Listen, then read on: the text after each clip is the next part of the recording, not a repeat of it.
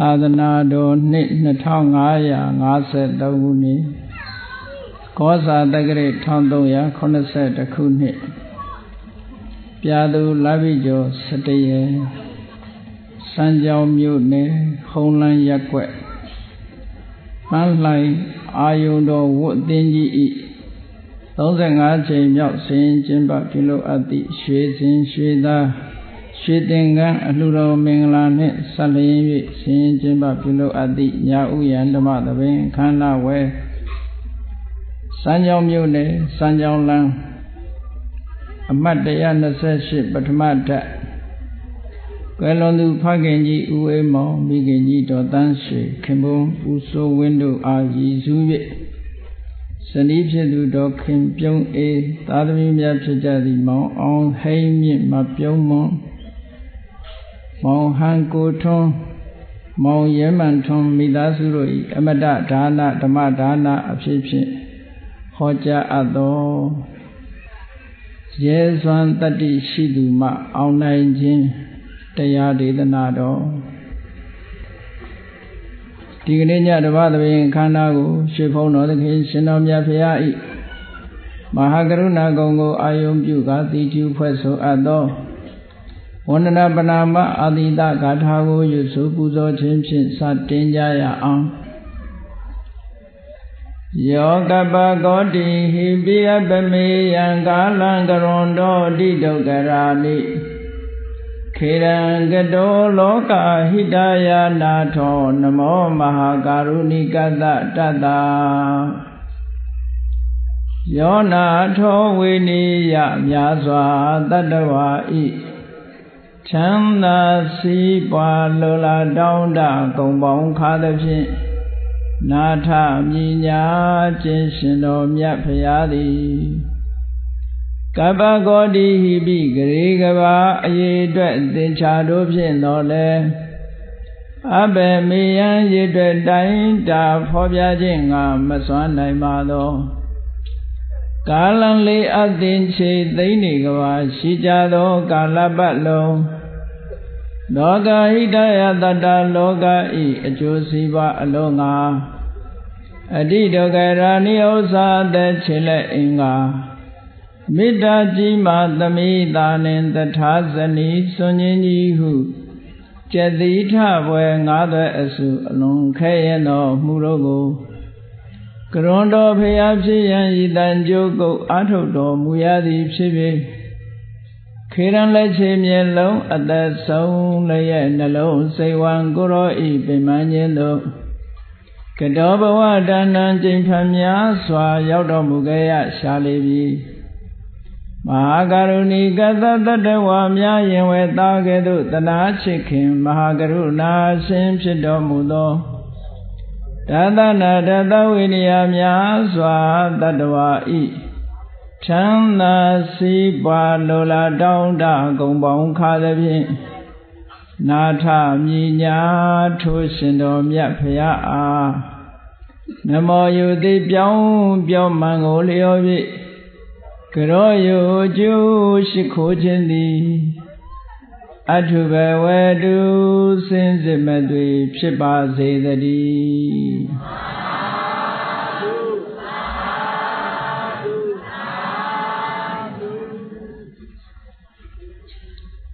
ရဲစွမ်းတတ္တိရှိသူမှအောင်နိုင်သည်ဒီစကားလုံးကဘုရားမြတ်စွာကိုယ်တော်တိုင်ပါဠိစကားတစ်ခုအနေနဲ့သုံးနှုန်းထားတဲ့စကားပါနနံအတုရောစိနာတိစိတဝါစလပတိဒုက္ခံဆိုတဲ့ဘုရားအလောင်းတော်ဘဝကမိန့်ကြားခဲ့တဲ့ပါဠိစကားကိုမြန်မာလိုသင်လျော်သလိုအဓိပ္ပာယ်ပြန်ယူလိုက်မယ်ဆိုရင်ရဲစွမ်းတတ္တိရှုမှအောင်နိုင်တယ်လူလောကလူရည်လို့ဖြစ်လာတဲ့အခါမှာစွမ်းရည်တတ္တိဆိုတာလူတွေမှာရှိပါသို့သောထိုစွမ်းရည်တတ္တိဟာလူတိုင်းမှာထုတ်သုံးနိုင်မလားဆိုမသုံးနိုင်ကြ လူတော်တော်များများကမိမိရဲ့စွမ်းရည်တတ္တိကိုယုံကြည်မှုအားကိုးမှုမရှိသည့်အတွက်ကြောင့်ဘဝခရီးလျှောက်လန်းတဲ့အခါမှာဖြစ်စေ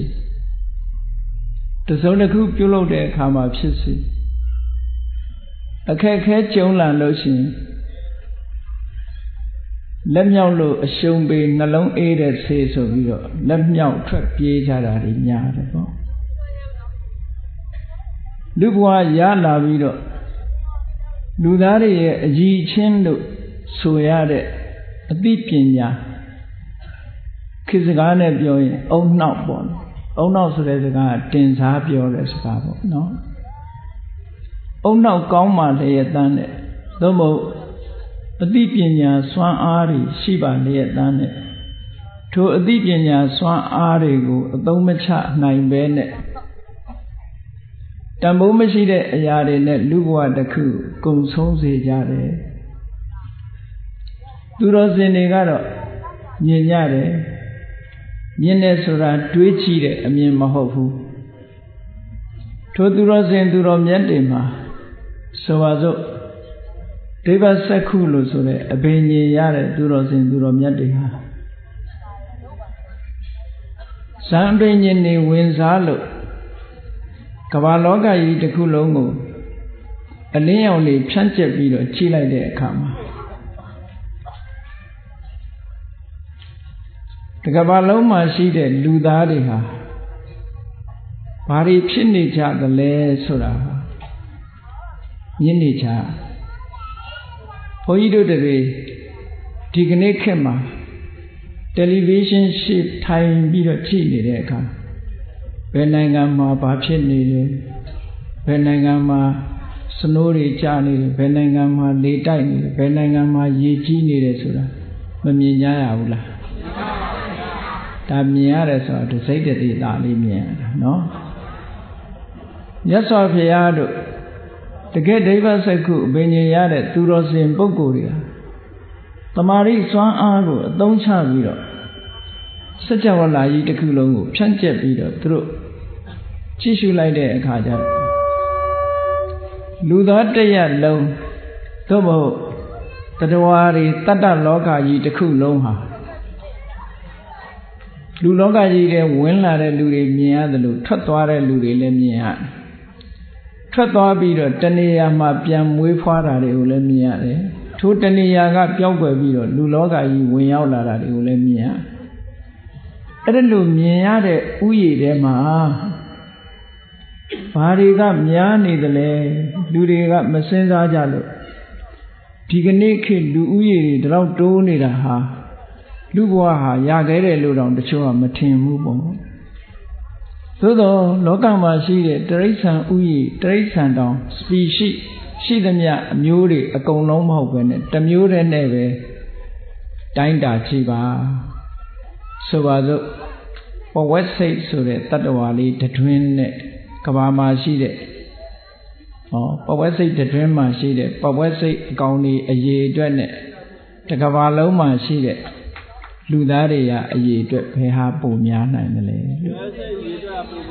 ပဝက်စိတ်ဒါတစ်မျိုးတည်းပဲရှိသေးတယ်နော်ပဝက်စိတ်မှာလည်းပဲအနီမျိုးရှိသေးတယ်အနက်မျိုးရှိသေးတယ်အကောင်သေးမျိုးရှိတယ်အကြီးမျိုးရှိသေးတယ်သူတို့ species ကုန်အောင်ကြည့်လိုက်မယ်ဆိုရင်နေတဲ့တိရစ္ဆာန်တွေမဟုတ်ဘူးနော်အဲ့တော့ဒိဗ္ဗစက္ခုနဲ့ကြည့်လိုက်တဲ့အခါကျတော့လောကမှာရှိတဲ့လူတွေဟာလူဘဝကိုတခဏလေးရောက်လာပြီးတော့မသေးတော့မဲ့ပုံမအိုတော့မဲ့ပုံမနာတော့မဲ့ပုံအာယုံကံကုန်ကြားတွေမှာပျော်လို့ပါလို့တည်သွားကြတဲ့အခါကျတော့အပင်ငယ်ရောက်သွားကြတဲ့ပုဂ္ဂိုလ်တွေကများတယ်ဒါကလက်တွေ့မြင်ရတဲ့ဒိဗ္ဗစက္ခုမိမိကိုယ်တိုင်ဒိဗ္ဗစက္ခုအဘိညာဉ်ရလို့ကြည့်မယ်ဆိုလေဒီတိုင်းပဲမြင်ရအင်မတန်မြင့်တဲ့တောင်ထိပ်ကနေပြီးတော့ထိုတောင်ခြေမှာရှိတဲ့ရွာတစ်ရွာသို့မဟုတ်မြို့တစ်မြို့တောင်ထိပ်ပေါ်ကနေပြီးတော့မှန်မလူကြီးတက်ပြီးတော့ကြည့်နေမယ်ဆိုရင်လူတွေအိမ်ထဲဝင်သွားတာအိမ်ကထွက်လာတာလမ်းမော်ရောက်သွားတာလမ်းမော်ပြေးသွားတာဒါတွေအကုန်မြင်နေရတယ်လို့ပဲ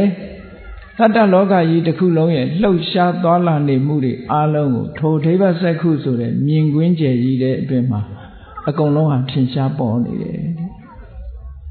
အဲ့ဒါလို့ထင်ရှားပေါ်နေတာလက်တွေ့သိရှိပြီးတော့မှမြတ်စွာဘုရားကဒီစကားကိုဟောတယ်လူဘဝကနေသေဆုံးပြီးတော့လူဘဝပြန်ဖြစ်တဲ့ပုဂ္ဂိုလ်ဟာအလွန်တရာမှနည်းတယ်တဲ့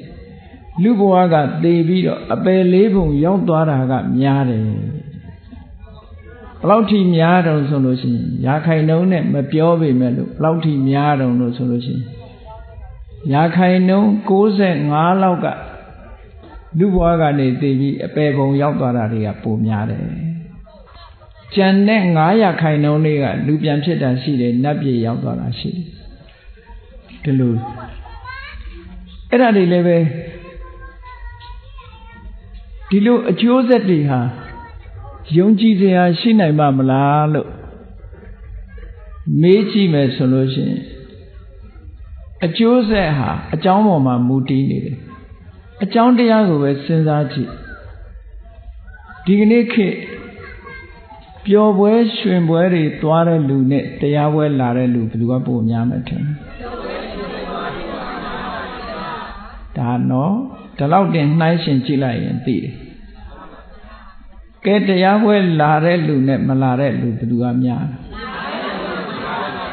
မလာတဲ့လူကများတယ်အလုံးတစ်ကမ္ဘာလုံးကိုနှိုင်းပြီးတော့ကြည့်လိုက်မယ်ဆိုလို့ရှိရင်မြန်မာတနိုင်ငံနဲ့ပဲမကြည့်နဲ့တတ္တလောကကြီးတစ်ခုလုံးကိုကြည့်လိုက်မယ်ဆိုလို့ရှိရင်လူဘဝရလာပြီးတော့တရားဓမ္မနာရတဲ့ပုဂ္ဂိုလ်ဟာ100ရာခိုင်နှုန်းတော့မရှိဘူး99ရာခိုင်နှုန်းဟာတရားဓမ္မမနာနိုင်မဲနဲ့လူဘဝလူလောကအလုတ်ကိစ္စတွေနဲ့ရှုပ်ပွေလို့ကာမဂုဏ်အာယုန်တွေနဲ့ပြောလို့ပါလို့ဘဝတစ်ခုဆုံးသက်သွားကြတာများတယ်အမှန်တိုင်းစဉ်းစားမကြည့်ဘူးဆိုလို့ရှိရင်ဟေးတရားပွဲလူများတယ်လို့ဒီလိုထင်နေကြတာနော်အေးဒါကတတိတံဝေကရဖို့ပြောတာပါဘုန်းကြီးတို့စာပေကျမ်းဂန်ထဲမှာရေးထားတာရှိတယ်ပမတ္တတသနာမစတ္တရောအပါယတကခေဟသရိတာဆိုစကားလုံးလေးအလုံးမှတ်သားစရာကောင်းပမတ္တတကုသိုလ်ကောင်းမှုလုပ်ဖို့ရမေ့ပြီးတော့ကာမဂုဏ်အာယုန်ကိစ္စတွေနဲ့၌မေ့လျော့နေတဲ့လူသားတယောက်ရဲ့အဖို့စတ္တရောအပါယ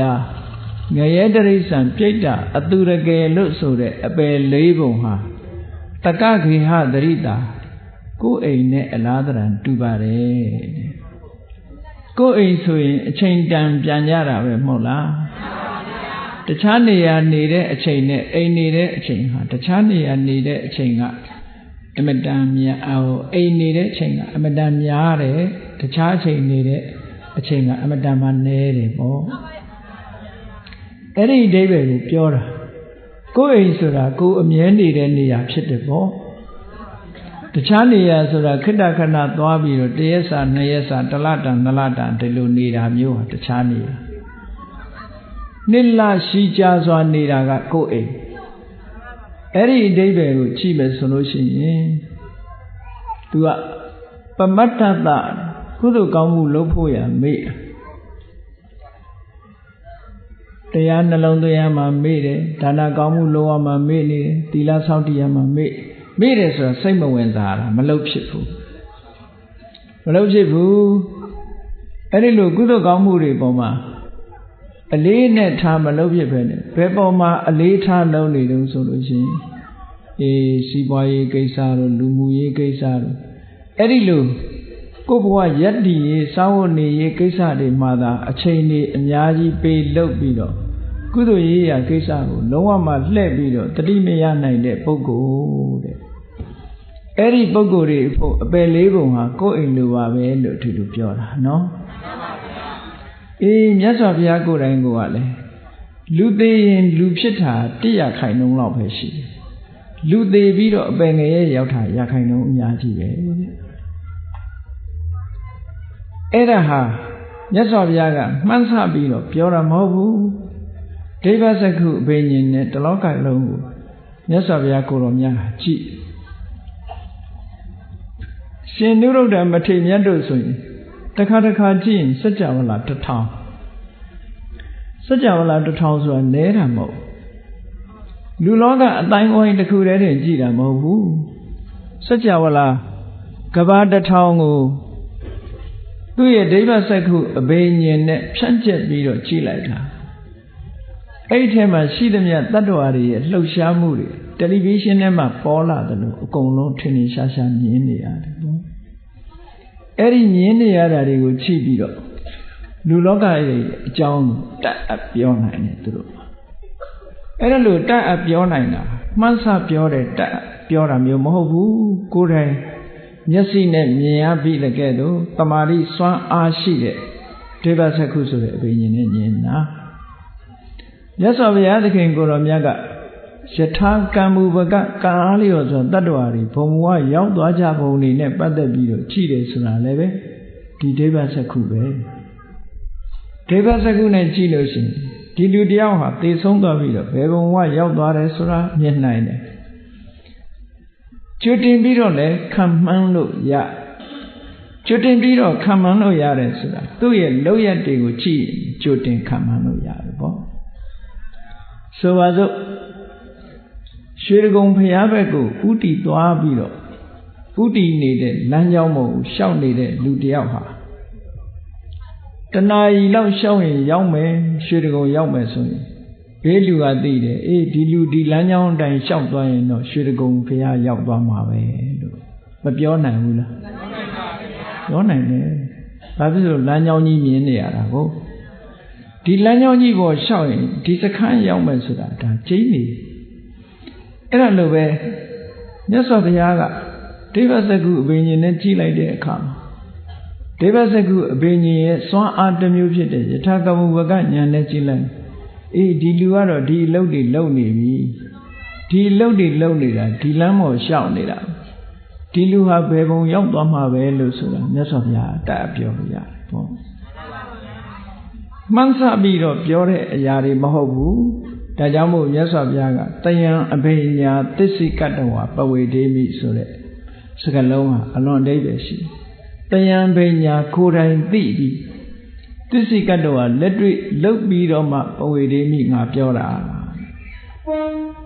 သူများပြောတာကနေတဆင့်ခံပြောတာလည်းမဟုတ်ဘူးစာထဲရေးထားတာတွေ့လို့ပြောတာလည်းမဟုတ်ဘူးကိုယ်တိုင်လက်တွေ့သိပြီးမှပြောတာလို့ဒီလိုခေါ်တာနော်အေးဒီကနေ့ဘုရားမြတ်စွာဟောတဲ့တရားတွေထဲမှာနန္နအတုရောစုနာတိရဲစွမ်းတတ္တိမရှိတဲ့လူဟာဘယ်အရာကိုမှအောင်နိုင်မှာမဟုတ်ဘူးရဲစွမ်းတတ္တိရှိမှအောင်မြင်နိုင်တယ်ဒီစကားလုံးကိုဘုရားအလောင်းတော်လေးဟာတရားကျင့်နေတဲ့အချိန်တုန်းကပြောကြားခဲ့တဲ့စကားလုံးပဲဘုရားဘုရားမရောက်သေးဘူးဘုရားဖြစ်ဖို့6နှစ်ပတ်လုံးဒုက္ခရစရိယဆိုတဲ့အကျင့်ကိုကျင့်နေ29နှစ်ထိနန်းကစွန့်ခွာတယ်။ဘာဖြစ်လို့စွန့်ခွာတော့ဆိုတော့သူ့စိတ်ထဲမှာတန်ဝေကဖြစ်เสียရတယ်တွေ့ရဘုရားဝင်ဖတ်တဲ့ပုဂ္ဂိုလ်တွေကနမိတ်ကြီး၄ပါးလို့ပြောကြတာပေါ့နော်။အိုမင်းနေတဲ့ပုဂ္ဂိုလ်ကြည့်ရတယ်ယောဂဝေဒနာနှိစ္စခံနေရတဲ့ပုဂ္ဂိုလ်တွေ့ရတယ်သူ့အိုသူနာသိဆုံးသွားတဲ့အလောင်းကိုတွေ့ရတယ်တရားဓမ္မနဲ့မွေးလျော်ပြီးတော့ငြိမ်ငြိမ်ချမ်းချမ်းပြုံးပြုံးရွှင်ရွှင်ကြည်ကျင်လင်းလင်းနေတဲ့ယဟန်တော်ကိုဖူးတွေ့ရတယ်နမိတ်ကြီးလေးပါဘုန်းကြီးတို့တွေလည်းတွေ့နေတာမတွေ့ဘူးလားကိုယ်နားတယ်မဲ့ကိုယ်အဖိုးဖွားတွေရှိနေတာဆိုသူ့အိုဆိုတာတွေ့ဒီအတွေ့မျိုးကိုတွေ့တယ်လို့ပြောတာမဟုတ်အသိဉာဏ်နဲ့တွေ့တယ်အတွေ့မျိုးပြောတာနော်အသိဉာဏ်နဲ့ဘယ်ပုံတွေ့တော့ကိုယ်နီးနားမှာရှိတဲ့အဖိုးဖွားတွေကြည့်ဩငါလည်းဒီနေ့အိုအောင်မှာပါလားအိုခြင်းတရားကိုငါဘလို့မှကြော်လွှားပြီးတော့မသွားနိုင်ပါလားလို့ဆိုရဲတန်ဝေကအတွေးနဲ့တကယ်အသိဉာဏ်နဲ့ကြည့်မယ်ဆိုလို့ရှိရင်ကြောက်ဖို့မကောင်းမေဘူးလား ကောင်းတယ်ကြောက်ဖို့လွန်ကောင်းတယ်ဒါကြီးကိုတို့ဖြတ်ရအောင်ပါပဲဆေးရုံတွေသွားကြည့်လို့လူမမာတညီတညူဒုက္ခရောက်နေတဲ့လူမမာတွေတွေ့လူတွေကတိတ်မထင်ဘူးနော်သူသာအစားမလို့အနေထိုင်မတတ်လို့ယောဂရလို့ငါတို့ကတော့ကျမ်းမာတယ်ဒီလိုမဖြစ်ဘူးလို့ပဲထင်ကြတာကျမ်းမာတဲ့လူကမကျမ်းမာတဲ့လူကိုသူသာဖြစ်တာငါမဖြစ်ဘူးလို့အမြဲထင်အဲ့လိုထင်မတော်တဆသိသွားတဲ့လူတောင်မှဒီလူကအစားမရှောင်လို့ပြောလိုက်သေးတာတခုတော့ပြောတာစားမရှောင်လို့သူကစားခြင်းအစားစိတ်မှမတော့ဘူးပြောတာတဘာဝကိုတိတ်မတွေ့ဟုတ်ကဲ့လားတကယ်ကတော့အိုခြင်းသဘောဆိုတာလူတိုင်းမှာရှိတယ်လို့နာခြင်းသဘောကလည်းလူတိုင်းမှာမရှိဘူးအေးလူတိုင်းမှာရှိတဲ့သဘောငါစီလဲရောက်လာတော့မှပဲလို့ဆိုတဲ့အတွေးလေးနဲ့ဆိုရင်တန်ဝေကစိတ်ကလေးနဲ့အတိညာလေးနဲ့တွေးလိုက်လို့ဆိုရင်60မကောင်းဘူးလားအေးငါခုချိန်မာနေပြီမဲ့လို့တော့ကြမာခြင်းမာယောဂဆိုတာဟုတ်လားတကားခောက်ပြီးတော့ဝင်လာတာမဟုတ်ဘူးတကားမခောက်ဖဲနဲ့ဝင်လာတာယောဂဆိုဘုန်းကြီးတို့နဲ့အတိပါမောက္ခဒေါက်တာတယောက်ဆိုသူ့ရတဲ့သားမှာစာသွားပြတက်ကြွဟိုသွားစာပြလိုက်ဒီသွားစာပြလိုက်အမြင်မှာတော့သိချမ်းမှာဒီထက်မှာပဲအာယုံစိုက်ထားတယ်ဘာယောဂမှမရှိဘူးလို့ဒီလိုယုံကြည်တယ်သိချမ်းပါတယ်လို့ထင်တရက်ကြတော့စာသွားပြရင်ဖယ်ရီပေါ်မှာကရုသင်္ဘောပေါ်မှာရင်ဘတ်တွေအောက်လာမခံနိုင်မရနိုင်အောက်လာလို့အိမ်ပြန်ရောက်တဲ့အခါဆေးရုံသွားဆေးရုံတင်ဆေးရုံတဲ့2ရက်လောက်နေတော့ဆုံးသွားမာကြီးကဆုံးသွားတာနော်ဘာဖြစ်လို့ဆုံးနှလုံးသွေးကြောတွေပိတ်နေလို့ကဲအဲ့တော့ကိုယ်ကျမ်းပါတယ်လို့ပြောလို့ရနိုင်မလားမသိတာသာရှိတာနော်ဒီကနေ့မှာအပိတ်အဆိုးတွေကအလွန်များအစားအသောက်တွေကလည်းကယ်မီကယ်တွေကြီးပဲလူလောကမှာအသက်ရှင်ရပ်တည်ဖို့ဆိုတာအလွန်ကံကောင်းမှအသက်ရှင်ကျမ်းမာရေးရဲ့အန္တရာယ်တွေကမြောက်များစွာဒါကတော့မြတ်စွာဘုရားသခင်ကိုရောမြတ်ကိုယ်တိုင်ကလည်းဆင်ခြင်စဉ်းစားဖို့ပါဒီခေတ်ကျမ်းမာဖြစ်တာမဟုတ်ပါဘူးလူဘဝအသက်ရှင်ဖို့ဆိုတာအလွန်ခဲပါတယ်ခဲနဲ့ခြားတဲ့ကနေအသက်ရှင်နေကြရတာပါကိုယ့်ကိုမာလာတယ်ကျမ်းမာလာတယ်လို့ပြောเสียအကြောင်းသိမရှိလာပါဘူးဒါကြောင့်မို့လူမမာတွေ့ရင်ငါမှလည်းဖြာနာခြင်းသဘောရှိတယ်ဖြာနာခြင်းသဘောကိုငါလည်းမကြော်လွှားနိုင်ဘူးဆိုတဲ့အတွေ့လေးကိုတွေးပြပါဒီအမြင်လေးကိုမြင်ဘုရားလောင်းကအဲ့လိုမြင်အဲ့လိုမြင်တော့လောကကြီးကပြောခြင်းစရာပဲရှိတော့မယ်သူ့ရဲ့စိတ်နှလုံးစိတ်ဓာတ်ကဘလောက်ရင်းကျက်တယ်ဘုရားလောင်းလေးကအဲ့ဒီအချိန်မှာ29နှစ်ပဲရှိသေးတယ်သူတွေနဲ့တွေ့တဲ့အခါမှာလည်းတာမန်ပုဂ္ဂိုလ်တွေကဟေးသူသေးငါပို့ပဲဒါပဲလေသူသေးငါပို့ငါသေးသူပို့လို့မလုပ်တော့ဘူးအဲ့ချာသူသေးငါပို့ပဲငါပို့ရင်သူသေးလူတွေကအဲ့လိုဆိုနေရှိကြတယ်နော်သူသေးငါပို့လို့သူသေးကိုသေးတာမပါဘူးအဲ့ဒါလိုပဲဒီလူတယောက်သေးသွားပြီဆိုရင်သူဘာကြောင့်သေးနေထိုင်မတတ်လို့မရှောင်ဘူးဒီလူကတွေ့တာကုံစားဒီလိုအပြစ်တင်ချက်ကလေးနဲ့ပဲဆုံးသွားရှာတာပါသူ့ဘဝတစ်ခုငါတို့လည်းသိရအောင်မှာပါလားသိချင်းတရားဆိုတာတို့မှလည်းရှိနေပါလားလို့နှလုံးသွင်းမိတဲ့ပုဂ္ဂိုလ်ကအလွန်ရှားဘုရားလောင်းနမိတ်ကြီးလေးပါထင်တယ်ဆိုတာမမြင်တာတော့မဟုတ်နိုင်ဘူးအသိဉာဏ်ပေါ်တာကိုပြောမယ်သို့သောဘုရားဝင်ထဲမှာရေးထားတာတော့သူနာသူသေးဆိုတာတွေမမြင်ရအောင်ခမည်းတော်ကြီးကစီမံထားတယ်လို့ဒီလိုရေးထားတာရှိဖြစ်ခြင်းလည်းဖြစ်မယ်သို့မဟုတ်အဖိုးတွေဖွားတွေကြတော့မမြင်အောင်လုပ်လို့ရပါမလား အဖေရှိရင်အဖိုးရှိမှာပေါ့ဗျာအမေရှိရင်ရောအမေကြီးမရှိဘူးလားအမေကြီးကပဲနုနုပြူပြူဟုတ်မလဲဒါမို့တချို့နိုင်ငံသားတွေကအဲ့ဒီဟာကိုသိပြီးတော့သူတို့ယုတ်တိမရှိဘူးလို့သူတို့လက်ခံအဲ့တော့ဘုန်းကြီးတို့တွေကစာထဲမှာရေးတာကမမြင်အောင်စီမံတယ်ဆိုတာတဲ့တမန်မြင်ရိုးမြင်စဉ်မြင်တာမျိုးမဟုတ်ဘဲနဲ့ဘုရားလောင်းတော့ကြတော့တန်ဝေကစိတ်နဲ့မြင်တာဘုန်းကြီးတို့တွေလည်းမြင်နေတာပဲပဂတိမျက်စိနဲ့မြင်တာကိုအမြင်လို့ခေါ်လို့မရဘူးအသိဉာဏ်နဲ့မြင်တဲ့အမြင်မှာအမြင်လို့ခေါ်လို့ရတာဘုရားလောင်းလေးကအသိဉာဏ်နဲ့မြင်တာအဲ့ဒီအသိဉာဏ်နဲ့မြင်လို့သူဝတုနာသူသေးဆိုတဲ့နမိတ်ကြီးသုံးပါးထင်ပြီးတော့ဘဝကြီးကိုညီးငွေကြောင်းလန့်နေတဲ့အချိန်မှာအေးချမ်းတဲ့စိတ်နှလုံးရှိတဲ့ကြည်ရွှင်တဲ့တမာတိမျက်နှာနဲ့ရှိတဲ့ယဟန်တော်တစ်ပါးကိုမြင်လိုက်တော့အဲ့ဒီဘဝကိုအားကျသွားသူစိတ်ထဲမှာဆုံးဖြတ်ချက်ချတယ်တောထွက်တယ်ပေါ့ဗုဒ္ဓဝင်မှာဒီလိုဆိုထားတာနော်တောထွက်တဲ့အခါကျတော့ဘုရားလောင်းကဟိမန္တာတောင်ခြေကအလုံးသိတဲ့အတိုင်းကောသလတိုင်းထဲမှာအပါဝင်ဖြစ်တယ်ကောသလတိုင်းထဲကနိုင်ငံကလေးတစ်ခုပေါ့ကောသလတိုင်းထဲမှာရှိတဲ့နိုင်ငံလေးတစ်ခုကောသလမင်းကြီးကပို့ပြီးတော့ပါဝါကြီးတယ်မြတ်စွာဘုရားရဲ့ခမည်းတော်ကြီးတို့ကနိုင်ငံခတ်သေးသေးမှအုပ်စိုးရသို့တော်လည်းပဲဓနအင်အားအမတန်ကောင်းတယ်အမျိုးအင်အားအမတန်ကောင်းတယ်အမျိုးတန့်နဲ့ပစ္စည်းဥစ္စာချမ်းသာတယ်လူရည်တန့်အဲ့ဒီဘက်မှာရှင်ပြိုင်လို့မရဘူးပေါ့သို့တော့အင်ပါယာကြီးတာကတော့အတောကတို့ကအင်ပါဟိုရင်းတို့ကကြီးတယ်ကောသလတို့ကအင်ပါယာကြီးတယ်ကောသလမင်းကြီးတို့ကအင်ပါယာကြီးတယ်ဒါစာထဲမှာလည်းပါပါတယ်မြတ်စွာဘုရားကတခါတော့မေးရှိတယ်တို့တာဇီဝင်မင်းကြီးဆိုတာတဲ့ကောသလမင်းကြီးရဲ့အချမ်းရံမင်းမျိုးသားဖြစ်တယ်နော်နောက်လိုက်မင်းတွေပေါ့အနုယန္တဆိုတဲ့စကားလုံးကိုသုံးအနုယန္တဆိုတာဗမာရာဆိုရင်မှတခါတော့ရှိတယ်လို့ပေါ့တတိုင်းပြည်လုံးကိုစီယုံအုပ်စိုးတဲ့အနောထာမင်းကြီးလက်ထက်ဟိုရှမ်းပြည်ရှမ်းတောင်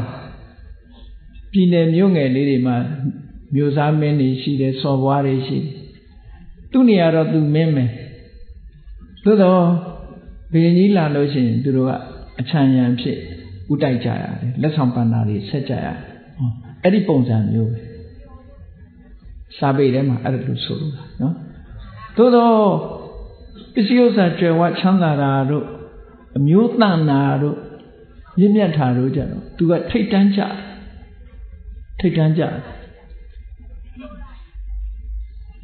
အဲ့ဒီမှာတိုင်းငယ်လေးတက်ကတိုင်းလို့ခေါ်တာအဲတက်ကတိုင်းမှာကပိလဝတ်ပြီကပိလဝတ်မျိုးတော်ကနေပြီးတော့တောထွက်လာဒေဝဒဟတို့ကောလိယတို့တက်ကဒါတွေကိုကြော်ဖြတ်လိုက်တာနောက်ဆုံးမှာကောသလမင်းကြီးရဲ့နေပယ်တဲ့ထိအောင်ရောက်သွားတယ်အဲ့ဒီနေပယ်တဲ့ရောက်တဲ့အခါကျတော့မင်းသားအသွင်နဲ့မသွားတော့ဘူးအနောမတောင်တန်းလေရောက်တဲ့အခါမှာနောက်ကအတူပါလာတဲ့ဆန္ဒအမှာဘုန်းကြီးတို့ဗုဒ္ဓဝင်ရုပ်ပုံတော်တွေငယ်ငယ်တုန်းကကြည့်ဘူးတယ်မြင်းမီဆွဲမောင်ဆန်ဆိုတယ်မောင်ဆန်ကမြင်းမီဆွဲလိုက်ရမြင်းမီဆွဲလိုက်ရင်ဖြစ်နိုင်မှာမြင်းကန္နာနဲ့ဒီလိုပြုတ်ကြတယ်နော်မြင်းမီဆွဲဆိုတာအမှန်ကတော့မြင်းကရေထဲကိုဖြတ်တဲ့အခါမှာမြင်းကအမီးကိုခါတတ်တာသူကဖျားလောင်းရဲ့နောက်ကနေမြင်းပေါ်မှာပဲထိုင်လိုက်ပြီးတော့မြင်းမီးကိုကန်ရတာအဲ့ဒီလိုဟာမျိုးသာဖြစ်တဲ့နေပေါ့နောက်ကတွဲလောင်းကြီးမြင်းမီးဆွဲလိုက်ရမယ်ဆိုရင်တော့မသက်တာမြင်းပြေးလို့ရှိရင်သူခံနိုင်မှာမလားခံနိုင်ပါဘူးဟုတ်ပကြီးတွေဆွဲထားတာဟုတ်မှမထင်ပါဘူးအဲ့လိုနော်မြင်းတော်ကဆိုတာဘုရင်တွေမှာမြင်းကိုစောင့်ရှောက်ထိန်းသိမ်းတဲ့ပုဂ္ဂိုလ်သွားเสียရှိရင်လည်းသူကသူမြင်းသူစီလိုက်ခြင်းလည်းလိုက်မယ်သို့မဟုတ်နောက်ကရင်လည်းလိုက်ရမယ်ပေါ့အဲ့လိုလိုက်တဲ့ပုဂ္ဂိုလ်ပဲဖြစ်နိုင်တယ်အနောမတောင်ကမ်းရောက်တဲ့အခါကျတော့ မောင်ဆန်တဲ့မြင်းကိုပြန်လွှတ်လိုက်ပြီးတော့ဆံပယ်လိုက်တယ်ဆံပယ်လိုက်တဲ့အခါမှာဘုရားလောင်းတော်ပါလာတဲ့တန်လျက်ဓာတ်နဲ့ဖြတ်လိုက်တော့ဘုရားလောင်းရဲ့ဆံလက်နှစ်သက်လောက်ပဲကျန်တော့စတုံးထုံးထားတယ်လို့စိတ်ထဲကကြည်တာစပင်ကိုစုပြီးတော့စတုံးလေးထုံးထားတာရှေးတုန်းကမင်းကြီးမင်းသားတွေထုံးတဲ့ထုံမျိုးနော်ခုခေတ်ဘူဂေသမားတွေကနားလည်ချင်မှလဲပါအဲ့တော့သပင်ထုံးထားတာအဲ့ဒီအထုံးလေးကိုဖြီးပြီးတော့ထုံးလေးအရင်ကနေဖြတ်လိုက်တဲ့အခါကျတော့အဲ့ဒီဆံပင်တွေကပြေကျမသွားဘဲနဲ့ထုံးထားတဲ့ပုံစံမျိုးလေးအတိုင်းပဲအရင်ကနေဖြတ်လိုက်တဲ့အခါမှာစူးစူးချွန်ချွန်လေးဖြစ်ကြံရတယ်လက်နဲ့တက်လောက်ပဲရှည်တယ်ပေါ့အဲ့ဒါကထူးထူးဆန်းဆန်းပဲဖះလောင်အဲ့ဒီအချိန်ရိပ်ပယ်လိုက်တဲ့ဆံဟာဘယ်တော့မှပြန်ပြီးရှေးမလာတော့ဘူးတစ်သက်လုံးဒီဆံပဲလက်နဲ့တက်တယ်ဒါကြောင့်မို့ဖះကကရုံးပြောင်ပြောင်ကြီးမဟုတ်ဘူးဆံပင်လက်နဲ့တက်ရှိအဲ့ဘုန်းကြီးတွေလည်းပဲဖះခွင့်ပြုထားတယ်ဆံပင်လက်နဲ့တက်ထီအောင်အရှိထားခွင့်ရှိတယ်နော်ဘုန်းကြီးတွေဆံပင်ရှိရင်လည်းမပြောကြနဲ့ဗမာဘုန်းကြီးတွေကတော့အရှိထားလေးမရှိဘူးတီဟိုဘုန်းကြီးတွေကအရှိထားတော့ဗမာတွေလူငယ်လူရွယ်တွေကတုံးဆက်တော့လောက်ရှိတယ်သူတို့လက်နှစ်သက်တော့ထားခွင့်ရှိတယ်လက်နှစ်သက်သို့မဟုတ်တချို့ကသပင်ဆိုတာကတန်တဲ့လူကြတန်တာရှိမတန်တဲ့လူကမတန်အဲ့တော့မြတ်စွာဘုရားကယဟန်တွေကိုသပင်အရှိမထားဖို့ကန့်သတ်ချက်ကတော့ဘယ်လောက်ထိထားနိုင်လို့ဆိုရင်လက်နှစ်သက်အရှိထားခွင့်ရှိတယ်အချိန်ပိုင်းအားဖြင့်2လမရိပ်ဖဲနေခွင့်ရှိတယ်ပေါ့အဲ့ဒီမှာတစ်ခုနဲ့တစ်ခုအကန့်အသတ်လုပ်ပေးထားတယ်2လပြည့်ရင်လည်းရိပ်2လအတွင်းလက်နှစ်သက်ဆိုရင်လည်းရိပ်ဒီလိုဆိုလို့တယ်ရက်အတိုင်းတာနဲ့ဆိုရင်2လပဲထားခွင့်ရှိတယ်အရှိအနေနဲ့ဆိုရင်လက်နှစ်သက်ပဲထားခွင့်ရှိတယ်အဲ့ဒါကြောင့်မို့သပင်တန်တဲ့ပုဂ္ဂိုလ်တွေက2လအတွင်းလက်နှစ်သက်တဲ့ကြောလာရင်ရိပ်ရတယ်ဒီလိုဆိုလို့သပင်မတန်ဘူးဆိုလို့ရှိရင်လည်းပဲ2လပြည့်ရင်ရိပ်ပေါ့ဒါကဝီနိစိကံဒွေမာတိကံဝါဒွိဝင်ခုလံဝါလို့စာပေမှာဆိုထားတာရှိတယ်ပေါ့အဲ့တော့မြတ်စွာဘုရားသပင်ကလည်းအဲ့လိုလက်နှစ်သက်ကလေးဘယ်တော့မှမရှိတော့ဘူးဘုရားအဲ့ဒါလေးကိုအတုလုပ်ပြီးတော့ရုပ်တုတော်တွေထုတဲ့အခါမှာအပေါ်မှာဘူးလုံးကလေးလုပ်ပြီးတော့ထုတာအဲ့ဒါကရောင်ချီတော်ကိုထက်ထုတာအမှန်ကဘုရားကသတုံးမဟုတ်ဘူးတဲ့နော်သပင်လေးစွစွချွန်ချွန်လေးဖြစ်နေတာဒါကိုပကံခေတ်ကရုပ်ပွားတော်တွေကြတော့စွစွချွန်ချွန်လေးပဲပြတာအခုနောက်ပိုင်းနေကြတော့မဟုတ်ဘူးသတုံးကြီးလို့ဖြစ်ဟိုဘုရားကသတုံးကြီးနဲ့လို့ဒီလိုထင်းနေအောင်ထင်လေအဲ့လိုမဟုတ်ဘူးအလောင်းတော်ဘွားကနေပြီးတော့ရိပ်ဖြတ်လိုက်တာလက်နဲ့တစ်သပင်လေးကစွစွလေးဖိထားတယ်လို့လေးပဲပြန်ပြီးတော့ကွာမကြတော့ခုခေတ်လူငယ်လူရွယ်တွေဟုတ်လားသပင်အမျိုးမျိုးလုပ်တယ်ထောင်းတယ်လေ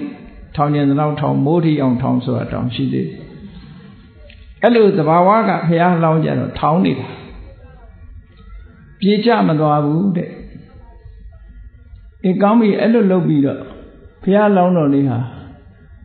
ယူဇနာ30ခရီးကိုဖြတ်ကျော်ပြီးတော့ဘယ်ထိအောင်ရောက်သွားတော့တရားရှာဖို့အတွက်ရာဇဂိုထိရောက်သွားရာဇဂိုပြည်ရောက်တဲ့အခါကျတော့မနေ့ပိုင်းဆွမ်းကံဝင်ရုပ်လေးကလည်းအမတန်လှငယ်လဲငယ်သာသနာပေါင်းဝင်နေဆိုတာအလွန်ကြီးတဲ့အသက်ကြီးတဲ့လူတွေမှဝင်လေးရှိတယ်အဲ့ဒီခေတ်ကအခုက29နှစ်ဆိုတာလူငယ်လေးရုပ်လေးကလည်းချောချောလေးလူငယ်လေးတယောက်ဟာသူတော်စင်ဝတ်တွေနဲ့ဆွမ်းကံဝင်လာတယ်ရဟန်းတော်လေးတစ်ပါးဆွမ်းကံဝင်လာတယ်ဆိုတမျိုးလုံးအုပ်အုပ်ကျက်ကျက်ဖြစ်တယ်ဂေမိသာရမင်းကြီးကလည်းသူကလည်းမင်းမျိုးမင်းလွယ်ငယ်ငယ်ရွယ်ရှိနေတယ်ဖះလောင်းတော်ကိုမြင်တော့သူစိတ်ဝင်စားမြင်လိုက်တဲ့အခါနောက်ကတမန်တွေကိုလွှတ်လိုက်တယ်မျက်စိတွေမင်းတို့ပျောက်မသွားစေနဲ့ဘယ်ရောက်တယ်ဆိုတာလိုက်ကြည့်ဆွမ်းခံပြီးတဲ့အခါကျတော့ရာဇဂိုပြည်နာက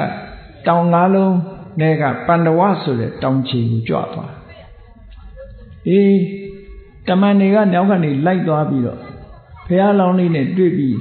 ဘုရင်မင်းကြီးကိုလျှောက်ထားခိုင်းလိုက်တယ်တယောက်ကမျက်ခြေပြတ်မသွားအောင်စောင့်ကြည့်တယ်ဘုရင်မင်းကြီးလိုက်လာတယ်ဗေမိတာကလိုက်လာပြီးတော့မေးတယ်ပေါ့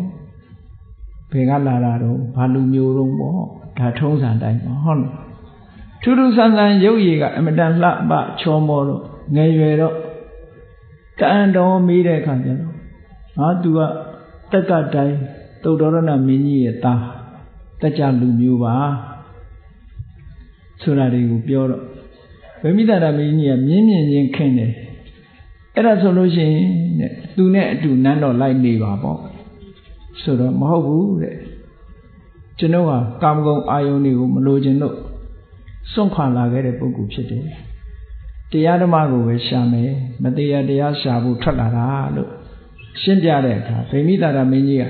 ဒီလိုဆိုလို့ရှိရင်တရားတွေ့လို့ဖျားဖြစ်ပြီဆိုရင်သူ့စီအရင်လာခဲ့ပါပေါ့သူ့နိုင်ငံကိုအရင်ကြွားခဲ့ပါလို့ဒီလိုဖိတ်တယ်ရာဇကြိုပြည်ပတ်ဝန်းကျင်မှာအဲ့ဒီတော့က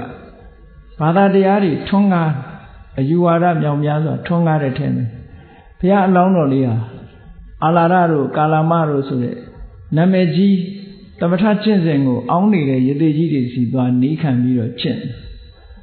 ထူးထူးခြားခြားအောင်မြင်ပေါက်ရောက်လို့ယသိကြီးတွေကတော့တန်တော်နဲ့သူတို့ဆရာအဖြစ်မိတ်ဆွေအဖြစ်သူတို့ခိုင်းထဲမှာဝင်ဖို့ဖိတ်ခေါ်ကြတယ်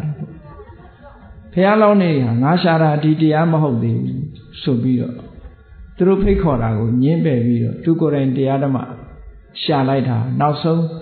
တပအကျင့်တွေကိုစမ်းပြီးတော့ကျင့်တဲ့အနေနဲ့ကျင့်လိုက်တယ်ကျင့်လိုက်တဲ့အခါမှာအခြေအနေတွေကဘလောက်ထီအောင်ဆိုးသွားတယ်လဲဒုက္ခရစရိယာကျင့်နေတဲ့ပုံတွေကိုတရုပ်ဖော်ထားတာတွေ့ကောင်းတွေ့လိမ့်မယ်ဘုရားရဲ့အလောင်းတော်ဟာအစာဖြတ်အရေးဖြတ်ပြီးတော့ကျင့်လိုက်တာနှုတ်ပြလှပတဲ့အရေးအစင်းတွေအကုန်သွားမဲမဲချောက်ချောက်နဲ့ဖြစ်ပြီးတော့တကယ်အဖိုးအိုကြီးတို့ဖြစ်သွားပြီးတော့ဘိုက်ကင်လိုက်လို့ရှိရင်ကြောရိုးသွားထိကြောရိုးကင်လိုက်လို့ရှိရင်ဘိုက်နဲ့ကြောရိုးနဲ့ကတ်သွားတယ်လို့ပြောတာနော်အဲ့လောက်ထိအောင်အခြေအနေတွေဆိုးသွားတဲ့အနေအထားရောက်သွားအောင်ကျင့်လိုက်တာအဲ့ဒါလို့ကျင့်တဲ့အချိန်လေးမှာအပင်ပန်းခံကျင့်နေတဲ့အချိန်မှာဗမာတွေထဲမှာတော့ဗုဒ္ဓဝင်ဘယ်သူကနေကြံကြံပေးလို့ရေးတယ်လဲတော့မသိဘူးဒါမျိုးတွေကလည်းတခါတခါစားတဲ့ပါတာလည်းရှိတယ်မပါတာလည်းရှိတယ်ပေါ့ပိဿတိကနတ်သားကဖះအလောင်းသားလာပြီးတော့စောင်းလေးတီးတယ်တဲ့တရားကျင့်တယ်ဆိုတာမလျော်မတင်စောင်းညွှင်းတယ်လို့ကျင့်ရတယ်လို့နတ်သားကလာတတိပေးတယ်လို့ရေးဒီဗုဒ္ဓဝင်တွေမှာဒါမျိုးတွေတချို့ကမပါပါဘူးတကယ်ပါဠိလိုရေးထားတဲ့စာတွေထဲမှာမပါနော်အဲ့ဒါကမြတ်စွာဘုရားကဥပမာအနေနဲ့သောဏမထေရကိုပြင်းပြထန်ထန်ကျင့်တဲ့အခါမှာသောဏမထေရကိုနီးပေးတာမင်းမလျော်မတင်ကျင့်ရတယ်ဆိုတာသောဏမထေရကိုပြောတာပါဘုရားကကိုယ်တိုင်ပြင်းပြထန်ထန်ကျင့်ခဲ့တယ်ကျင့်လိုက်တဲ့အခါနောက်ဆုံးအခြေအနေဆိုးသွားလို့ဘုရားလောင်းဟာဘယ်လောက်ထိအောင်ဆိုးသွားတုံးဆိုလို့ရှိရင်မတ်တရလိုက်မယ်လှုပ်လိုက်ငွေရမောက်ပြီးတော့လဲသွားတယ်အချိန်ချင်းထိအောင်ပြေတော့မဲ့အနေထားထိအောင်ကိုရောက်သွားတယ်အဲ့ဒီအချိန်လေးမှာဘယ်သူကလာပြီးတော့စကားပြောတာတုံးဆိုအကျိုးလုံလားရောင်နဲ့မန္တသားကြီးကရောက်လာပြီးတော့ဘုရားလောင်းကိုလာပြီးတော့ပြောတယ်။ဘာပြောတာတော့ဆိုတော့ဒါတော့ပြင်းပြင်းထန်ထန်ကျင့်တဲ့အကျင့်နေတာတောင်မှကိုလိုချင်တဲ့ဟာမရဘူးဆိုတာဒီအကျင့်လွယ်တဲ့ကိစ္စမဟုတ်ဘူးတဲ့လုံမနေနဲ့ပေါ့လူဘဝအသက်ရှင်ဖို့ကအရေးကြီးတယ်အသက်ရှင်ရင်ဉာဏ်နဲ့ကုသိုလ်ကောင်းမှုတွေလုံနိုင်တယ်လို့လာပြီးတော့ပြောတာအဲ့ဒီစကားပြောတဲ့အချိန်မှာဘုရားလောင်းလေးကဘာပြောလို့ဆိုငါအသက်ရှင်ဖို့လုံနေတာမဟုတ်ဘူးမင်းပြောတဲ့ကုသိုလ်တွေလည်းငါမလိုချင်ဘူးငါလိုချင်တာမသေးရတရားပဲလိုချင်ဆိုတဲ့အချိန်မှာဘုရားကအေးတတ္တိမရှိတဲ့လူကမအောင်နိုင်ဘူးဆိုပြီးဒီစကားလေးကိုပြောတယ်နော်ဘဝတစ်ခုမှာအခက်ခဲပေါင်းအများကြီးကိုဖြတ်ကျော်အောင်တရားကျင့်တဲ့ပုဂ္ဂိုလ်တွေလည်းပဲအခက်ခဲပေါင်းမြောင်များစွာဖြတ်ကျော်တရားဓမ္မအရာမှာအမြင့်ဆုံးအဆင့်ရောက်ဖို့ဆိုတာအခက်ခဲတွေအများကြီးဖြတ်ကျော်အောင်လောကီစီးပွားရေးလုပ်တဲ့ပုဂ္ဂိုလ်တွေလည်းအခက်ခဲပေါင်းမြောင်များစွာဖြတ်ကျော်ခဲ့ရတဲ့ပုဂ္ဂိုလ်တွေရှိတာတရားဆိုတာကြတော့ပို့ပြီးတော့လေးနှစ်တာဘုရားအလောင်းတော်လေးဟာအခက်ခဲပေါင်း10မျိုးဖြတ်ကျော်ခဲ့ရတယ်ဖြတ်ကျော်ခဲ့ရတာကိုမန္တသားကြီးကိုသူကပြန်ပြောတဲ့စကားအနေနဲ့ဟောထားတာရှိတယ်ပေါ့မင်းဖန်တီးထားတဲ့အခက်ခဲတွေတို့ဖြတ်ကျော်ခဲ့ရအများကြီးပဲအဲ့ဒီအခက်ခဲ10ရက်ကိုဖြတ်ကျော်ဖို့ဆိုတာတတ္တိမရှိတဲ့လူတွေဖြတ်ကျော်နိုင်ဘူးကွာငါတို့ကတော့တတ္တိရှိတယ်ပေါ့မရမချင်းနောက်မဆုတ်ဘူးနော်ဘုရားအလောင်းလေးမှာဘာပါတော့ဆိုရင်တတ္ထာယုံကြည်ချက်ပြင်းထန်တယ် ဘုန်းကြီးတို့တွေဘာလို့တရားမရယုံကြည်ချက်ကတိတ်မပြင်းထန်ရှိတော့ရှိတယ်မပြင်းထန်နော်ဘုရားလောင်းကယုံကြည်ချက်ပြင်းထန်တယ်ရကိုရရမယ်ရှိကိုရှိရမယ်ဆိုတာကိုယုံကြည်ချက်ရှိယုံကြည်ချက်ပြင်းထန်ပေမဲ့လို့လူပြင်းဆိုလည်းမရဘူးယုံကြည်ချက်တော့ရှိတယ်လုံလဝိရိယမရှိဘူးပြင်းနေတယ်ဆိုရင်ဘယ်လိုမှမရနိုင်ဘုရားလောင်းကငါမှယုံကြည်ချက်လည်းရှိတယ်လုံလဝိရိယလည်းငါမှရှိတယ်ယုံကြည်ချက်လည်းရှိပါရဲ့လုံလဝိရိယလည်းရှိပါရဲ့အသိဉာဏ်မရှိဘူးဆိုရင်လည်းမအောင်မြင်နိုင်ဘူးအသိဉာဏ်ဆိုတာအမှန်တမ်းအရေးကြီးတယ်ဟုတ်လားမြက်ကန်းလို့ဇုံမိတ်ပြီးတော့ယုံလို့ရတာမျိုးမဟုတ်ဘူးဒါကြောင့်ငါမှာကပြင်းထန်တဲ့ထက်မြက်တဲ့တရားစွမ်းအားရှိတယ်ဆွဲမြဲတဲ့လုံလဝိရိယရှိတယ်ထက်မြက်တဲ့ပညာရှိတယ်ဒါကြောင့်မို့ငါလုပ်တဲ့အလုပ်ဟာအောင်ကိုအောင်ဒါတွေဟာလူတွေရဲ့တတ္တိပဲရဲစွမ်းတတ္တိတွေပဲမင်းဖန်တီးထားတဲ့ဘဝမှာလူတွေဟာအခက်ခဲ10မျိုးဖြတ်ကျော်ရမယ်အဲ့ဒါကိုပဲမန်စစ်တပ်ကြီး10ခုလို့ဒီလိုလဲပြောတယ်ပေါ့မနမင်းကချထားတဲ့တက်ကြီး10တက်ကိုဖြတ်ကျော်ပြီးတော့တိုက်ခိုက်ပြီးအနိုင်ရဖို့ရကြိုးစားရမယ်ပေါ့အဲ့ဒီနံပါတ်1ကဘာတော့ဘုန်းကြီးတို့တွေလည်းကြည့်နံပါတ်1ကကာမဂုဏ်အာယုံ၅ပါးမှာပြောနေတယ်ဆိုတဲ့ sensual pleasure desire for sensual pleasure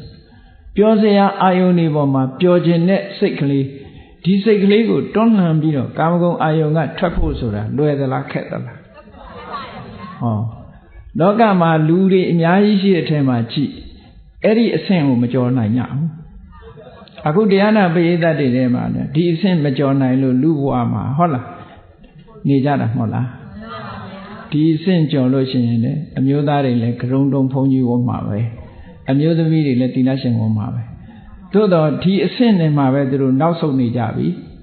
ကာမာတိပထမသေနာပထမအခက်ခဲကြီးထဲမှာပဲအားပြော့ပြီးတော့နောက်ဆုံးပြီးတော့ဒီထဲမှာပဲနစ်မြုပ်ပြီးတော့နေကြတယ်ဒီအခက်ခဲကြီးကိုရှေ့ကိုကြော်တက်နိုင်စွမ်းမရှိကြဘူးတဲ့ဟုတ်ကဲ့လားကဲဘုန်းကြီးဘုရားရောက်သွားပြီတဲ့ကာမဂုဏ်အာယုန်တွေကိုစွန့်ပယ်လိုက်ပြီလူလောကလူပေါင်းကိုခွာချောင်လိုက်ပြီပထမတစ်ဆင့်တော့ဖြတ်လိုက်ပြီဖြတ်လိုက်တဲ့အခါဒါပြီးပြီလားလို့ဆိုတော့နောက်ထပ်အခက်ခဲတစ်ခုထပ်တွေးလိုက်မယ်တဲ့ဘာတွေတွေးလို့ဒုတိယအရတိဟုတ်စတိဘုန်းကြီးဘုရားမှာမပြောဘူးသီလရှင်ဝတ်တော်သီလရှင်ဘုရားမှာမပြောဘူးတရားဓမ္မနဲ့မပြောဘူးဆိုတာလာပြန်တယ်ဟုတ်ကဲ့လားပြောစရာကောင်းတာကလူဘဝလေဘုန်းကြီးဘဝဆိုတာပြောစရာမကောင်းဘူးလေဒါမှန်တာပေါ့အပျော်ပါးတွေလုံနေလို့ရှိရင်ဘုန်းကြီးဘဝနဲ့မတန်ဘူးလေအဲ့တော့လူဘဝခွာရှောင်နိုင်ပေမဲ့လို့သာသနာပေါင်းရောက်သွားတဲ့အခါကျတော့ကုသိုလ်တရားနဲ့မပြောနိုင်ဘူးဆိုတဲ့ဒုတိယအခက်ခဲတစ်ခုနဲ့မတွေ့ရပြန်ဘူးလားတွေ့ရတယ်ရှင်းတော့ကပြောတယ်ကြားဘူးတယ်နော်တကယ်အဖြစ်ပြက်တော့လဲဟုတ်ချင်မှဟုတ်မယ်ပေါ့ဟုတ်ချင်လဲဟုတ်လိမ့်မယ်တောရမှာတဲ့ဆရာတော်ကြီးတစ်ပါးမွေးနေ့ရောက်တဲ့အခါကျတော့အဲ့ဒီနေ့ကလည်းဆရာတော်ကြီးအသက်80ပြည့်တဲ့နေတဲ့ညသကောင်ကျော်လောက်မှာဆရာတော်ကြီးကကြီးတီတွေခေါင်းလောင်းတွေကိုထိုးတော့ရွာထဲကလူတွေကဟာကျောင်းကကြီးတီတွေထိုးတယ်ဘာများဖြစ်တုံဆိုပြီးတော့လူတွေကကျောင်းကိုပြေးလာကြတယ်တဲ့ပြေးလာတဲ့အခါကျတော့ဘုန်းကြီးကြီးကဖျားရှိမှာဖျောင်းနိုင်တွေထွန်းပြီးတော့ငုတ်တုတ်ထိုင်နေတယ်တဲ့လူတွေတစားပြီးတစားရောက်လာကြတယ်ရွာထဲကလူတွေတော်တော်များပြီဆိုတဲ့အခါကျတော့ရှင်ဘုရားဘာဖြစ်လို့ကြီးတီတွေခေါင်းလောင်းတွေခောက်တာတော့လို့ဆိုတော့အေးမင်းတို့ထိုင်ညငါပြောမယ်ပေါ့ငါပြောမယ်ငါဘုန်းကြီးဘွားရောက်လာတာဒီနေ့ငါအသက်80ပြည့်ပြီတဲ့အသက်80ပြည့်တယ်ဒီကနေ့ပဲငါဆုံးဖြတ်လိုက်တယ်လူမထွက်တော့ဘူးအဲ့ဒါကြောင့်မို့အသက်80မပြည့်သေးရင်ခေါင်းလောင်းမထိုးသေးဘူးဆိုတဲ့အတိတ်ပဲပြောတာပေါ့အဲ့တော့ဒုတိယအခက်ခဲတစ်ခုကသူတော်စင်ဘဝပျော်ဖို့ရခက်ခဲတယ်ဆိုတာဒါအခက်ခဲကြီးတစ်ခုပဲကဲကောင်းပြီဒီနှစ်ခုဖြတ်ကျော်လိုက်မယ်ကာမဂုဏ်အာယုံဆိုတာကိုလည်းဖြတ်ကျော်လိုက်ပြီမပျော်ဘူးဆိုတဲ့အရတိဒုတိယအခက်ခဲကြီးကိုလည်းဖြတ်ကျော်လိုက်တယ်သာသနာပေါ်မှာပျော်ပါပြီတဲ့နော်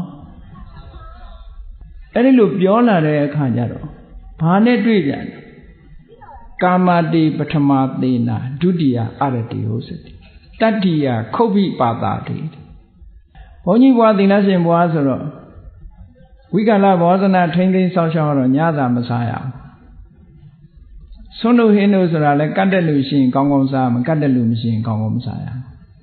လူတွေလူကိုစားတဲ့လူစားလို့မရဘူးဆိုတာနော်အဲ့ဒီအခါမှာစားတဲ့အခါမစားပေဘူးလားဘုန်းကြီးတို့တရားဓမ္မတွေကဲနေ့စဉ်နဲ့မြကိုစားခြင်းတဲ့အချိန်စားနေတာတောင်မစားကြဘူးလားအေးခုတ်ပိပါဒဆိုတာခုတ်ဆိုတာကစားတာပိပါဒဆိုတာတောက်ချင်တာရေစားတာနဲ့ထမင်းစားရေငတ်တယ်ထမင်းစားတယ်အကြီးတောက်ချင်တယ်ထမင်းစားတယ်ဆိုတဲ့အဲ့ဒါကလာပြီးတော့နှိမ့်ဆက်ပြန်တယ်တဲ့ဒါကြောင့်လို့ပြောကြတယ်လေသင်္ကန်းမိုးနိုင်ဘူးညဘိုက်စားတယ်ဘိုက်စားမနေနိုင်ဘူးကလေးတွေမေးကြည့်ဘိုက်စားလို့မိုးနိုင်ဘူးတဲ့ဟုတ်ကဲ့လားအပြောတဲ့ဆုံးတော့တောင်မှပဲဘိုက်စားတာမခံနိုင်မြန်ဘူးအဲ့ဒါတတိယအခက်အခဲတစ်ခုပဲနောက်တစ်ခုကျတော့ဘိုက်စားတော့ဘာဖြစ်လာလဲနောက်ထပ်အခက်အခဲတစ်ခုကဘိုက်စားတော့စားကျင်တဲ့တဏှာတွေပို့ပြီးတော့တိုးတက်ပြီးတော့မလာဘူးလားတန်တလာတယ်တဲ့အဲ့ဒါတဏှာဖြစ်လာတာအဲ့ဒီတဏှာကိုကျော်လွှားဖို့ဆိုတာဒါသုဒ္ဓအခက်အခဲတစ်ခုရောက်လာပြန်စတုဋ္ဌိတဏှာဝုစတိစတုဋ္ဌအခက်အခဲတစ်ခုဒီတဏှာကိုပဲကျော်ဖြတ်နိုင်ပြန်ပြီအောင်ဤသိခံပြီးတော့ကျော်ဖြတ်နိုင်ပြန်ပြီဆိုတော့မှပဲနောက်တစ်ခုဘာလာတော့တရားလေးအားထုတ်မယ်ဆိုလို့ရှိရင်ငိုက်လာပြီနော်တခြင်းနားထောင်ရရင်ရုပ်ရှင်ကြည့်ရရင်တနေ့ကုန်ကိစ္စမရှိဘူးတရားထိုင်ရမယ်တရားနာရမယ်ဆိုရင်ခေါင်းလေးကငိမ့်ငိမ့်လာတယ်ဘေးကနေကြည့်ရင်တော့သဘောကျလို့ခေါင်းဆက်နေတဲ့ထက်မဟုတ်ဘူးအိတ်ချင်လို့ဟောအဲ့ဒီထိနမိတ်တာလို့ဆိုရယ်စိတ်ဓာတ်တွေပြော့ညံ့ပြီးခေါင်းတဆက်ဆက်ဖြစ်လာတာမျိုးဟာလည်းပဲအခက်ခဲတစ်ခုပဲဒါတရားထိုင်မှုတဲ့လူတွေပိုသိတယ်ပေါ့ပိုသိတယ်အဲ့ဒီအခက်ခဲကြီးကိုကျော်လွှားနိုင်ပြန်ပြီဆိုတဲ့အခါမှာနောက်ထပ်အခက်ခဲတစ်ခုထပ်လာအောင်ပါတဲ့ဘာဖြစ်လဲဘုန်းကြီးယဟန်ဘဝတရားဓမ္မကျင့်ရတယ်ဆိုတာတယောက်တည်းနေရတယ်တယောက်တည်းနေရတယ်တောထွက်တယ်ဆိုတာလဲတောထဲမှာသွားပြီးတော့တရားကျင့်ကြရတရားကျင့်တဲ့အခါကျတော့ကြောက်သေးတာကိုညကြတော့တစ်စီသေးရကြောက်သေးတယ်အဲ့ဒီကြောက်စိတ်ဝင်တာကိုကဒါအခက်ခဲတစ်ခုပဲသတ္ထာဘိရုပဩစတိ6ခုမြောက်အခက်ခဲကကြောက်လန့်မှုပဲတယောက်တည်းမနေဝမနေရဘူးမနေဝမှုဆိုတာအဲ့ဒါတရားကျင့်မှုအတွက်ခက်ခဲအဲ့ဒီကြောက်လန့်မှုတွေကိုကဲကျော်လွှားသွားပါပြီတဲ့ကျော်လွှားသွားပြီဆိုတော့ဘာတွေလာမလို့ပင်စမန္ထိနမိတ်တာတိသတ္ထဘိရုပဩစတိအဲ့ဒီကနေပြီးတော့နောက်ထပ်အခက်ခဲတစ်ခု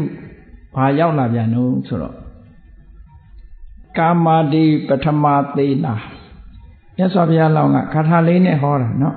ပထမအခက်ခဲကကာမာတိပထမသေနာဒုတိယအာရတိဥစ္စတိသူတော်စင်ဘဝမပြောနိုင်တာဒုတိယတတိယခုတ်ပိပါဒာတိစတုဋ္ဌိတဏှာဥစ္စတိပစ္စမန္ထိနမိတ်တာတိသတ္ထဘိရုပဩစတိကြောက်တာနောက်ပြီးတော့ဘာဖြစ်လာတော့ဆိုလို့ရှိရင်ကဲအောင်မြင်လာပြီအောင်မြင်လာတဲ့အခါကျတော့ဘာတွေဖြစ်လာကြောက်လွှားမှုတွေကြောက်ရွံ့မှုတွေကြော်ဖြတ်ပြီးတော့တောရချောင်းမှာတရားနဲ့ပြောနေပြီဆိုတော့လူတွေကလိုက်မလာဘူးလားယဟန္တာနဲ့လိုက်လာတယ်လှူကြတယ်တန်းကြတယ်တန်းတဲ့အခါကျတော့ဟောလာဘတွေများလာတယ်ပူဇော်တဲ့လူတွေကများလာတယ်ကိုးကွယ်တဲ့လူတွေကများလာတယ်အဲ့ဒါကြီးကလည်းအခက်အခဲတစ်ခုပဲအဲ့ဒါကြီးအခက်အခဲတောထဲမှာမှဘယ်သူနဲ့မှမတွေ့ကြပါဘူးဆိုသွားနေလိုက်တွေးကြမရောက်အောင်သွားကြတယ်ရှားကြတယ်နော်ကိုယ်တိုင်ကျင်းဖို့တော့သိစိတ်မကူဘူးသွားတွေးချင်တယ်ဖူးချင်အဲ့ဒါမျိုးတွေနဲ့တွေ့တော့လာဘတို့တက္ကာရတို့ဂုံသတင်းကလည်းကြီးလာတယ်နာမည်ကလည်းကျော်လာဟောအဲ့ဒါတွေပေါ်မှာသွားနစ်မွန်းလာလို့ရှိရင်အခက်ခဲတစ်ခုနဲ့သူရင်ဆိုင်ရပြန်ပြီနောက်တစ်ခါအခက်ခဲတစ်ခုအဲ့ဒါလိုကြီးပွားလာတဲ့အခါကျတော့ဘာဖြစ်လာလူတွေကနေပြီးတော့ကိုယ်နောက်ကဝိုင်းပြီးတော့ပူဇော်ကြတယ်ဝိုင်းမြောက်ကြပြီဆိုတဲ့အခါကျတော့မန်တက်လာဟောမာနတစ်ခုတက်လာတယ်အဲ့ဒီမာနတက်လာတယ်မာနတက်လာပြီးတဲ့အခါကျတော့ဟော မာမနတက်လာတာကိုအခက်အခဲတစ်ခုဖြစ်သွားများမယ်အဲ့ဒီမာမနတက်ပြီးတဲ့နောက်မှာမာမနကိုနှိမ်လင်းနိုင်လိုက်ပြန်တော့အခါကျဘာဝင်လာပြန်တော့ဆိုမက္ခတဲ့ထံပါ